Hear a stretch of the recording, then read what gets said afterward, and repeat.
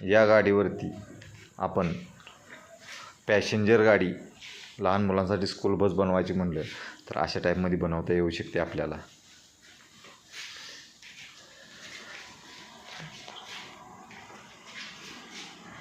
हा गाडीचा बाहेरचा लुक असा आहे. तिथे बॅक लुक एका साईडनं पूर्णतः पॅक आहे व एका साईडला दरवाजा आहे. पुढे काच आहे.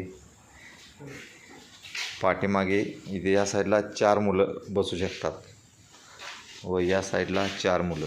हा आतला स्पेस हा 3 फुटाचा आहे.